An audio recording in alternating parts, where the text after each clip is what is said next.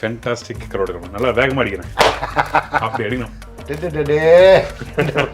2 தட்டு சாப்பிடுவேன். இந்த பச்சை மிளகாய் அப்படி உறிஞ்சோன்னு வைங்க, சொர்க்கமே அங்கே தான் சார் இருக்கும். எல்லாருக்கும் வணக்கம். Welcome back to Sathya kitchen. இன்னைக்கு நம்ம வந்திருக்க ஊர் பார்த்தீங்கன்னா கோயம்புத்தூர்ல பார்த்தீங்கன்னா கவுண்டபாடு. நம்ம இன்னைக்கு பார்க்குற ரெசிபி நம்ம சேனலில் இது வரைக்கும் போடாத ஒரு புது ரெசிபி, அதாவது கருவாட்டு குழம்பு. வணக்கம், நான் உங்கள் மைசாராஜன். புது விதமான ஒரு கருவாட்டு குழம்பு வைக்கிறோம். எப்படின்னா சுட்ட கருவாட்டு குழம்பு. இந்த கருவாட்டு குழம்பு எல்லாருக்கும் ரொம்ப பிடிக்கும். ஏன்னா அது வாசம் ரொம்ப சூப்பராக இருக்கும். கருவாட்டிலே வந்து பல விதமாக கருவாடு இருக்குது. இந்த கருவாட்டு குழம்பு பார்த்தீங்கன்னா சுட்ட கருவாடு குழம்பு சொல்கிறாங்க. தூத்துக்குடி, திருச்செந்தூர் சைடு இந்த மாதிரி சுட்டு கருவாட்டு குழம்பு வைப்பாங்க.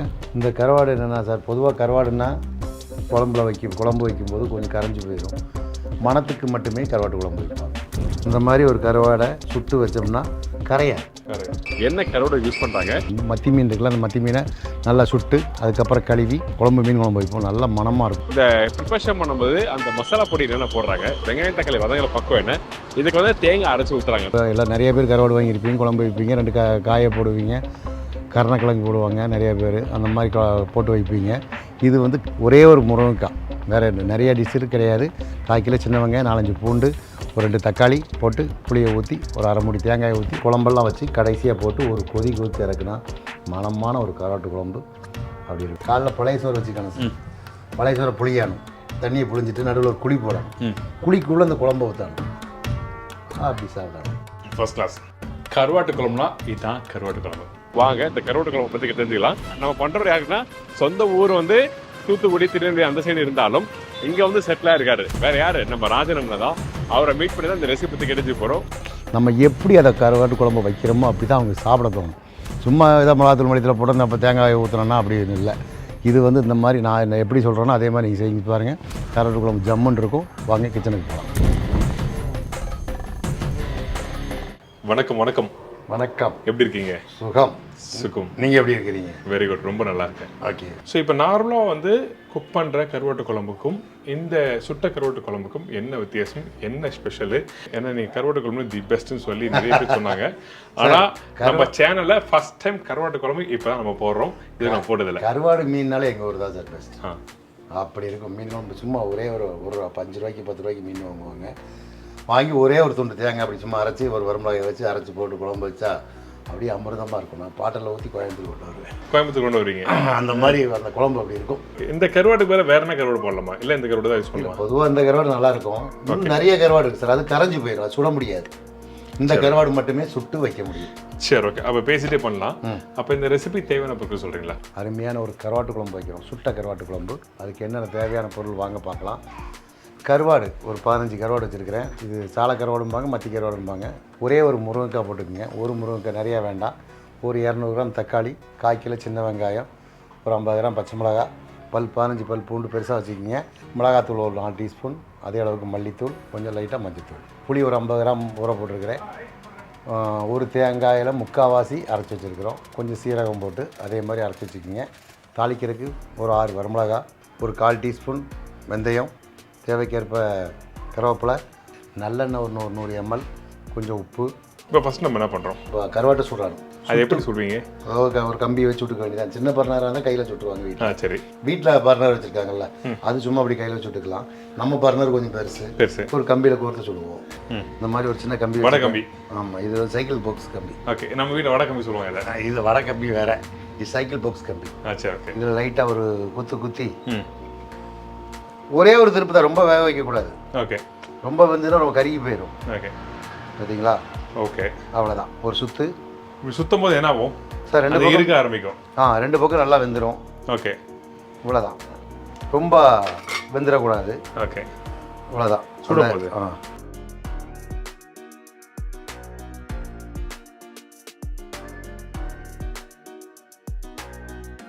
இப்போது இந்த கருவாடை இந்த மாதிரி சுட்டு நல்லா வாஷ் பண்ணுங்க. இந்த வாஷ் பண்ணும்போது இந்த இடத்துலலாம் அந்த அழுக்கு இருக்கும். ஓகே. அதெல்லாம் நல்லா க்ளீன் பண்ணி நல்லா எடுத்துருங்க. அது கொஞ்சம் கருப்பாக இருக்கும். கழுவும் போது அது க்ளீனாக நம்ம அதாவது இந்த கருவாடு வந்து குடலோடு தான் காய வைப்பாங்க. அதனால் சுட்ட உடனே அது உருகிடும். உருகும் போது அதை க்ளீன் பண்ணும்போது கரெக்டாக அந்த மாதிரி முள்ளோடு எடுத்துருங்க. அதாவது இங்கே பார்த்தீங்கன்னா இந்த இடத்துல வந்து அந்த கருவாடு ஃபஸ்ட்டு வந்து நான் தொடும்போது அந்த செதல்லாம் இருந்தது, ரைட்டா? வாஷ் பண்ண பிறகு தலையும் அந்த சைடில் க்ளீன் பண்ணி முடிச்ச பிறகு அந்த உள்ள அந்த ஃப்ளஷ் மட்டும்தான் இருக்குது. Okay fine. இப்போ எண்ணெய் நல்லெண்ணெய் ஊற்றிட்டோம். ஓகே, என்ன தலை போடுறோம்? இப்போ வெந்தயம் போடுறோம். சரி, ஓகே. வெந்தயம், கடுகு. ஒரு 1/4 டீஸ்பூன் வெந்தயம். ஓகே. கடுகு. கடுகோட பூண்டும் சேர்த்து போடணுமா? கடுகு போடுவோம். கடுகு வெடிக்கணும்ல. சரி, ஓகே. என்ன சூடாகல நினைக்கிறேன். சரி, ஓகே. இந்த வெந்தயமும் கடுகும் போடுறோம். வெந்தயம் பெரும்பாலும் புளிக்கு எல்லாத்துக்கும் யூஸ் பண்ணுறது, ரைட்டா? புளிக்குழம்பு, மீன் குழம்பு, கருவாட்டு குழம்புனா வெந்தயம் போடணும். அதாவது அந்த புளிப்பு தன்மைக்கு வந்து அந்த துவர்ப்பு தன்மையும் தேவைப்படுது. அந்த இடத்துல வந்து அந்த வெந்தயம் வந்து குளிர்ச்சி. ஸோ இதில் வந்து சில பேர் சொல்லுவாங்க கொஞ்சம் சூடானாலும் பாடி சூடானாலும் அந்த குளிர்ச்சியான பொருளுக்கு வெந்தயம் சேர்க்கறது நல்லது சொல்லுவாங்க. அதனால தான் அந்த புளிக்குழம்பு எல்லாத்துக்கும் வந்து வெந்தயத்தை சேர்க்குறோம். அடுத்தது வரமிளகா போடுறோம். ஓகே, இந்தாங்க வரமிளகா. நீங்களே போடுறீங்களா? இந்த நான் கையில் தரேன், நான் எடுத்து தான் தருவேன். இந்த அளவு குரு நீ தான். ஒரு 4-5 வரமிளகா போடுறேன். சரி. அடுத்தது கொஞ்சம் கருவேப்பிலை. சரி, ஓகே. போதுமா? நல்லா வாஷ் பண்ணி வச்சுருக்கேன், ஈரத்தோடு வச்சுருக்கேன். ஆமாம், கருவேப்பிலை. வெங்காயம் தேவை. கருவேப்பிலை போட்டு ஒரு கலக்கிக்கிறோம். ஓகே. அடுத்தது சின்ன வெங்காயம் போடுறோம். இந்தாங்க. சின்ன வெங்காயத்தை 2 கட் பண்ணி வச்சுக்கோங்க. இந்த பச்சை மிளகாய் போடணுமா? பச்சை மிளகா போடணும். ஓகே. பச்சை மிளகா போடாமல் கருவாட்டு குழம்பா? பச்சை மிளகா போட்டு கருவாடு குழம்பு வச்சு நாளைக்கு அந்த குழம்புல பச்சை மிளகாயை பொறுக்கி தயிர் சாதமோ பழைய சோறை வச்சு சின்ன வெங்காயம் போட்டு இந்த பச்சை மிளகாய் அப்படி உறிஞ்சோன்னு வைங்க, சொர்க்கமே அங்கே தான் சார். அங்கே தான் சொர்க்கமே. அந்த பச்சை மிளகாய்க்கு அவ்வளோ ஒரு இது, அதெல்லாம் சாப்பிட்டு ரசிக்கணும். ஓகே. அன்னைக்கு ஒரு காலத்தில் ஒரு கை பூண்டு போடுறோம். ஓகே. ஒரு 10 பல்லு இருக்கும். இன்னும் போடலாம் பூண்டு. பூண்டு போடுறது தப்பு இல்லைல்ல? நம்ம வீட்டில் அந்த கருவாடு குழம்புல அந்த பூண்டு அதிகமாக இருந்தால் ரொம்ப நல்லா இருக்கும். அதனால கேட்குறேன். ஓகே. அது நீங்கள் சொல்கிற மாதிரி எப்படி பச்சை மிளகாய் வந்து ஊற சாப்பிட்டா நல்லா இருக்குமோ அது மாதிரி மறுநாள் பூண்டு சாப்பிட்றது நல்லா இருக்கும். பழைய சோறில் வச்சு சாப்பிடணும். அதுதான் உலகம். அதெல்லாம் சாப்பிட்டவங்களுக்கு தான் சார் தெரியும். தக்காளி, பச்சை மிளகா. ஓகே, 2 இப்போ போடலாமா? சரி, முருங்கைக்காய் இப்போ போடுறோம். இப்போ போடுவோம். ஒரு 3, 6, 7 பச்சை மிளகா போடுறேன். ஓகே, 7 பச்சை மிளகா. 200 கிராம் தக்காளி இருக்குது. ஒரு 150 கிராம் போடலாம். ஏன்னா வெங்காயம் நிறைய கொஞ்சம் தாராளமாக போடலாமே, நம்ம தான் சாப்பிட போகிறோம். சரி, ஓகே, போட்டுடுறேன். அந்த தக்காளி என்ன பண்ண போகிறீங்க? Okay sir. நாங்கள் ஆனால் சொன்ன அளவு நீங்கள் வீட்டில் போட்டுக்கீங்க. ஓகே. இந்த வெங்காயத்தள்ளி போட்டிருக்கோம். இப்போ என்ன பக்குவத்தில் நம்ம வதக்கணும் இதை? இது தக்காளி நல்லா வதங்கிறாங்க சார். ஓகே. அதுக்கு வதங்குற மாதிரி அரை வேக்காடு, கால் வேக்காடுலாம் கிடையாது. சரி. தக்காளி நல்லா வதங்கிட்டு இதுக்கப்புறம் இப்போ லேசாக உப்பு போடுவோம். சரி, ஓகே. உப்பு போட்டு தக்காளி கொஞ்சம் வேகமாக உடையும். உப்பு போட்டுக்கலாம். அதுக்கப்புறம் தான் முருங்கைக்காய். அதுக்கப்புறம் முருங்கைக்காய் போட்டு ஒரு பெரட்டு போட்டோம். சரி, ஓகே. 1 டீஸ்பூன் உப்பு போட்டிருக்கிறேன். சரி, ஓகே. கருவாட்டில் ஏற்கனவே உப்பு இருக்கும், பத்தெல்லாம் போட்டுக்கலாம். சரி, ஓகே. அப்போ எனக்கு வந்து இப்போ இந்த தக்காளி நல்லா வதக்கிட்டு எந்த ஸ்டேஜில் வந்து நம்ம வந்து முருங்கைக்காவும் அந்த பொடி அவ்வளோதான். தக்காளி எல்லாம் வதங்கிடுச்சு சார். உப்பு போட்டால் ஒரே செகண்டில் வதங்கிடும். சரி, ஓகே. ஒரு செகண்டில் பாருங்க தக்காளி முருங்கை போட்டலாமா? தக்காளி மசிஞ்சிரும். சரி, இந்தாங்க.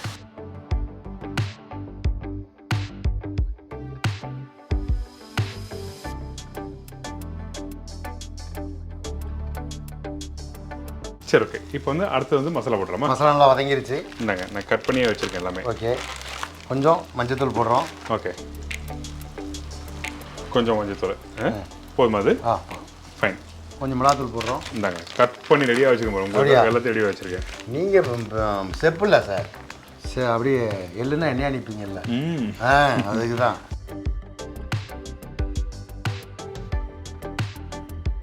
இதுக்கப்புறம் மல்லித்தூள் போடுறோம். தண்ணி வேணுமா? புளி தண்ணி ஊற்றுறோம்ல. இல்லைங்க, இல்லை, இது மசாலா குக் பண்ணுற தண்ணி வேணுமா? புளி தண்ணி டேட்டாவே. மசாலா நல்லா வதங்கியாச்சு. இந்த டைமில் புளி ஊற்றுறோம். இது மாதிரி கருவாட்டு குழம்புக்கு வந்து அந்த புளி ஊற்றுறீங்கல்ல, ஒரு கல் தூக்கலாக இருக்குமா? அப்படி இல்லை, புளி கரெக்டாக இருக்கும். புளியும் மசாலாவும் கரெக்டாக. இந்த மீன் குழம்புலாம் வந்து நம்ம பண்ணும்போது வந்து ஃபஸ்ட்டு வந்து அந்த புளி வந்து கொஞ்சம் கூடலாக இருக்குன்னு சொல்லுவாங்க. நாளைக்கு ஊற மறுநாள் வந்து கரெக்டாக ஆகிடும் சொல்லுவாங்க. அப்படி இருக்கா? நீங்கள் பண்ணுவோம். புளி குழம்பு நம்ம ஒரு 80 பாயிண்ட் புளி போட்டால் கரெக்டாக இருக்கும். அது ரொம்பவும் புளி இருந்ததுன்னா மீனில் புளிப்பு எரிக்கும், சாப்பிடும்போது நல்லா இருக்காது. புரியுது. தண்ணி வேணுமா? ஆமாம். இப்போ ஹெல்ப் பண்ணுறேன் உங்களுக்கு. எப்படி?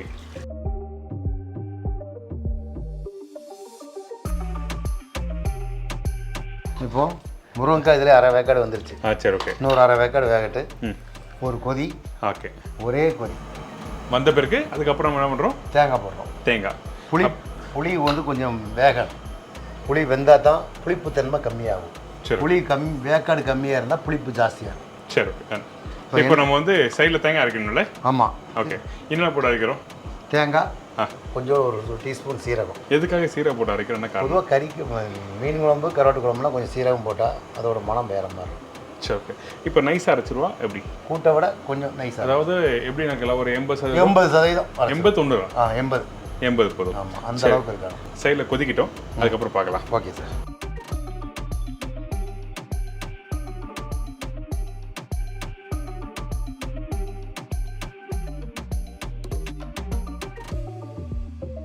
நல்லா தண்ணி ஊற்றி கொதிக்க விட்டுருக்கோம். நல்லா கொதிச்சிருச்சு. ஓகே, தேங்காய் பறிச்சது ஓகேவா? காமிங்க. போதுமா அது? இதுதான் பார்ப்போம். சரி, ஓகே. கலக்குவோம். தேவையான திருப்பி போடலாம். இன்னும் தேவைப்படும் நினைக்கிறேன். போதும் சார். கொஞ்சம் போதுமா? நான் 1 2 3 4 6 7 பேர் இருக்குமே. 7 பேர்னா 10 பேர் வேணாலும் சாப்பிடலாம் சார். கொஞ்சம் லேஸ் தண்ணி ஊற்றிக்கலாம்.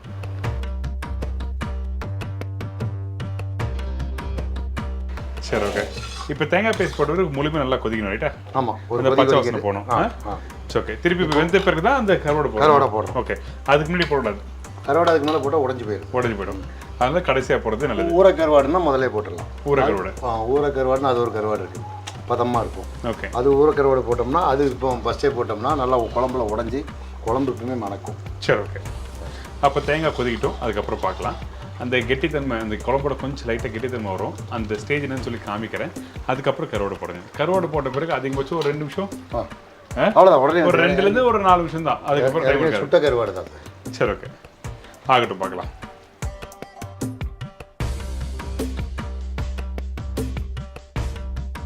இப்போ நம்ம தேங்காய் பேஸ்ட் போட்டு ஒரு 5 நிமிஷம் நல்லா கொதிச்சிருக்கு. இப்போ இந்த கருவாடு நீங்கள் போட்டால் தான் மணக்க. இல்லை, நீங்கள் உங்கள் கையில் போடுங்க. உங்கள் கையால் செஞ்சால் அது நல்லா இருக்கும். அதனால உங்கள் கையில் தரேன். பாருங்க, இவ்வளோ குழம்பு வச்சுட்டு எண்ணி 7 கருவாடு போடுறாரு. ஆளுக்கு ஒரு கருவாடு. 12 கருவாடு இருக்குது சார். 4 பேர் இருக்கிறோம். சரி, 12 கருவாடு பார்த்தாரா? கருவாடு போட்டோன்னே மணக்குதா குழம்பு? அது கொதிக்க இன்னும் கொஞ்சம் நல்லா வாசம் கொடுக்கும். ஸோ 2 நிமிஷம் ஆகும், ரைட்டா?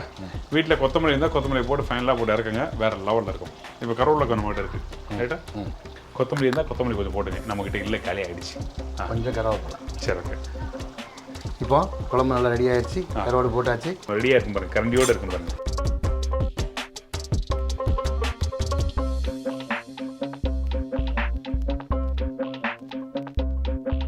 ஆஃப் பண்ணிடுட்டா? அப்படி கிட்ட அப்படி எடுத்துன்னு வரும்போது இந்த கருவாட்டு குழம்போட வாசம் சூப்பர். எஸ்பெஷலி அப்பா சரியான வாசனை. சாப்பிட்டு அப்படி எடுத்து போகிறதுலாம் இல்லை, அப்படி எடுத்து இப்படி மிக்ஸ் பண்ணாலே போதும். அதான் சார், சாப்பாடை போட்டு நல்லா பிணைஞ்சு அடித்தோம்னா கொஞ்சம் குலைவாக இருக்கணும் சாப்பாடு. ஆமாம், அப்போ நல்லா இருக்கும். அப்படி வேற வரையாக இருக்கக்கூடாது. வேற வரையாக தான் நல்லா இருக்கு. அப்பா வார்த்தையே இல்லை. ஐயோ, காலைல பழைய சோறு வச்சுக்கணும். பழைய சோறை புளியணும். தண்ணியை புளிஞ்சிட்டு நடுவில் ஒரு குழி போடணும். குழிக்குள்ளே அந்த குழம்பு ஊற்றணும். அப்படி சாப்பிடணும். First class. Okay sir, thank you. அது ஒரு ஸ்பூன் சாப்பிட்டோன்னே என்னோட மவுத் ஃபுல்லாக பார்த்தீங்கன்னா அந்த டேஸ்ட்டு, அந்த வாசம் அப்படியே இன்னொரு கண்டி சாப்பிடலாமா, ஒரு ஸ்பூன் சாப்பிடலாமா சொல்லி அந்தளவுக்கு டெம்ப்ட் ஆகும். கண்டிப்பாக வேற லெவல். அந்த கருவாட்டு குழம்பு தான். அந்த முருங்கைக்காவும் ஹைலைட்டு. அந்த முருங்கைக்காய் ஹைலைட்டு, அந்த கருவாடை வந்து வேற லெவல். இதுக்கு மேலே இந்த குழம்புக்கு இவ்வளோதான், ஒரு காய் தான் போடணும். ஓகே, காய் நிறையா போட்டால் முருங்கை குழம்பு வசந்துடும். கருவாட்டு குழம்புலாம் இதுதான் கருவாட்டு குழம்பு. வேற லெவல் கருவாட்டு குழம்பு. நல்ல டேஸ்ட் வேற லெவல். நல்லெண்ணெய் ஊற்றி சாப்பிட்டு பிடிக்கும். கருவாட்டு குழம்பு சாப்பிட்டா உடம்பே குளிர்ச்சி ஆகிடும். வேற லெவல். Very good. மிஸ் பண்ணாதீங்க, கண்டிப்பாக ட்ரை பண்ணுங்கள். தேங்க்யூ. ஓகே, உங்கள் ஃபோன் நம்பர் கொடுங்க எப்போ போல். நான் கோயம்புத்தூர் கவுண்டம்பாளையத்தில் மைசா கேட்ரிங்னு வச்சுருக்கிறேன். உங்கள் வீட்டு சின்ன ஃபங்க்ஷன் பெரிய ஃபங்க்ஷன் தான் எதுன்னு சொல்லி பிரம்மாண்டமாக பண்ணி கொடுத்துருவோம். பந்தி முதல் பந்தல் வரை செமையாக பண்ணி கொடுத்துருவோம். என்னோடய ஃபோன் நம்பர் வந்து 97 50 52 82 50. நீங்கள் உங்களுக்கு ஏதாவது குழம்பு வச்சு சந்தேகமாக இருந்தாலும் எனக்கு கேளுங்க. இந்த மாதிரி ஒரு ரெசிபி நீங்களும் உங்கள் வீட்டில் சாப்பிட்டு பார்த்து எனக்கு ஸ்பீடாக பேக் கொடுக்க சொல்லுங்கள். நன்றி, வணக்கம். உங்கள் மகிஷா ராஜா. ஃபேன்டாஸ்டிக் கருவாடு குழம்பு. நல்லா வேகமாக அடிக்கிறேன். அப்படி அடிக்கணும். தேங்க்யூ. அந்த அளவுக்கு தெம்பாக இருக்குது. அந்த டேஸ்ட் வேற லெவல். திருப்பி சொல்கிறேன், தி பெஸ்ட். வெரி குட்ண்ணா. Thank you so much. உங்களுக்கு எல்லாருக்கும் இந்த ரெசிபி பிடிச்சி நினைக்கிறேன். ரொம்ப சிம்பிள், ரொம்ப ஈஸியான ரெசிபி சொல்லி கொடுத்துருக்கோம். ட்ரை பண்ணி பாருங்கள். ட்ரை பண்ணி பார்த்துட்டு ஃபீட்பேக் கொடுங்க. இதே மாதிரி நான் இன்னொரு நாள் இன்னொரு ஊரில் ஒரு புது ரெசிபி சந்திக்கிறேன். சரிங்களா? பாய், டேக் கேர். தேங்க்யூ. வணக்கம். மைசா ராஜா.